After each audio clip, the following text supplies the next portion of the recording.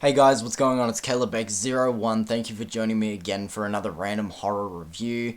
For today's episode, going to be talking about a remake for a fan favorite horror movie, which that in itself can scare a lot of people off. But I'm excited to talk about today's movie, which is the Fright Night remake. Yes. Originally, I remember a lot of people not really liking this movie, and I'd still probably say there are more people against this movie than for. However, just over more recent time, I've felt like a lot more people have come around on this one, which is pretty cool. And even when I was watching this one tonight, I rewatched it tonight, I actually realized that I've seen this movie a lot more than the original Fright Night, which is crazy because I like the original Fright Night lots. Like, I like it more than this one, I'm going to be transparent. But just watching it again tonight, I'm like, how is that the case? Like, how have I seen this one a lot more than the OG? I don't understand. I can't think back on any reason why I've seen this one more, but that's just the situation, I guess. As usual, we'll start with going through the plot of this one and then go into my thoughts as the review goes on. But as I said, start with the plot. We have our main character, Charlie Brewster, who lives with his mum in the suburbs of Las Vegas, which, that is just crazy. I always forget that people do actually live in Las Vegas. Whenever I think of Vegas, I think of the city, gambling, nightclubs, just the city in general. I just always forget that people actually live there. But anyway, him and his mum living in the suburbs of Las Vegas. He has a small clique of friends, a girlfriend, what have you. That's just his life. And as the movie goes on, he realizes that a vampire moves in next door, and now he is just trying to make sure that he keeps himself safe and the people that he loves safe.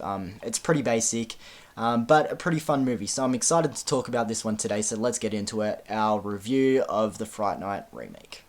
So as I said in the intro, I love the original Fright Night, and I would still say even after rewatching this one doesn't really compare. I just have the original Fright Night up here. This one's sort of floating around the middle. But I always feel like this one has been really underrated and overlooked, especially for being a remake, because even though this movie isn't amazing, as I said, just doesn't really hold a candle to the original because I just hold it on such high standards, I at least enjoy that this movie attempts to be what I feel like a remake should be. And what I feel like a remake should be is not a shot-for-shot retelling of the original movie. Keep the similar setup. Keep the aspects that people know of the original film, but tweak it. Put a twist on it where, things are still familiar, but this movie could stand alone on its own and be unique and be its own thing. And that's what I feel like the Fright Night remake does. And I feel like a lot of people overlook that. I don't want to see the same movie again, just modernized. I want to see something that's familiar. I'm aware that it's a remake, but gives me something different. Because if I want to watch, a retelling of Fright Night, why would I just not go and watch the original? Because I love that movie so much. And I like that this one changes it up. I know there are some people that do like shot for shots and they feel like that's what a remake should be, but just in my opinion, I feel like this one really smashes it out of the park. Just for attempting at least what I feel like a remake should be. And the elements that I really like in this one, going back to what I was saying about the setting being the Las Vegas suburbs, I really like that setting for this movie, even though, as I said, the OG, it's very just nostalgic for me, having the, normal white picket fence suburbs. It actually makes a lot of sense for the Las Vegas suburbs to be the setting in this movie. They write it into the script very well, and I enjoy it for that. The cast in this one, I enjoy our two leads, which I guess are Anton Yelchin, who it's so tragic that he's passed away, especially so young. I just feel like he had so much ahead of him, and it really sucks. But also Colin Farrell playing Jerry the Vampire. I feel like both of them are really good leads. Our supporting cast as well, even though our supporting cast is, the typical mainstream go-to faces to fill in a sort of movie like this, being like Dave Franco, Mick Lovin's in this. He plays Evil Ed. I forget the actor's name that plays Mick Lovin, but he's in this.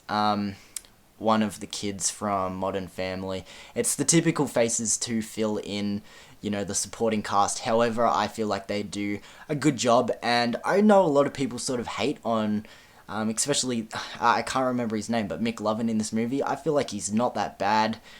Granted, he's not amazing, but I feel like the cast do actually do a pretty good job. Character-wise, the one change in this movie that I feel a little bit 50-50 on compared to the original is Peter Vincent. So in the original, he is a late-night horror host, very likable, very charming. In this one, he's a sort of cocky magician with a bit of an ego. And don't get me wrong, I like the way that the performance of Peter Vincent is done in this one. I believe it's David Tennant that plays him. Don't get me wrong, I don't have a problem with the performance or anything. It's just I have a soft spot for the original Peter Vincent character, so him being changed up quite drastically in this one is a little bit 50-50 for me. However, I just feel like overall, the casting and the setting in this one is really solid, and that's something that I enjoy with this remake. Even though I said this remake does a lot right, there's also things that it does wrong. As I said, this movie isn't perfect. There's a few plot issues. The runtime could be cut down a little bit. There's some really bad CGI as well, like almost laughably bad. I think this movie was originally in 3D as well, so there's a lot of shots where, you know, it's just purposely set up to make it look like things are coming out at you. I don't really like that. I find it a bit cheesy. But this movie is underratingly fun. It's a pretty good time, and for every weak moment, there's just as many fun moments to, you know, take it back up again. This remake does get too much hate, whether it's people commenting on the casting choices. As I said, a lot of people give the guy that plays McLovin a bit of grief. The cast in this movie really isn't that bad. You know, there's a lot of people commenting, as I said, on the casting, just it being a modern interpretation of, no doubt, a fan favorite cult classic film. But for the most part, as I said, I feel like it does what a remake should do. Even though it doesn't compare to the original, I still feel like this is definitely passable. So, with all that being said, I'm going to give this movie a rating now. I'm going to give the Fright Night remake a 6.5 out of 10. As I said, I just hold the original on such a high standard. The original's way up here. This one's floating around the middle. But still, I can see a lot of people having fun with this one. And maybe if you've heard some bad things about it, take that with a grain of salt and check this one out, because I definitely feel like there's a lot of people who will get enjoyment out of this film. So thank you for joining me again, guys, for another random horror review. I appreciate everyone who is coming back to my channel and checking out my videos. If you haven't already, please consider subscribing to my channel, or even if you just feel like liking my video, commenting, sharing, something like that. I would really appreciate it, guys. But either way, I'll see you for another video soon, and thank you guys for sticking around to this point if you have. Peace.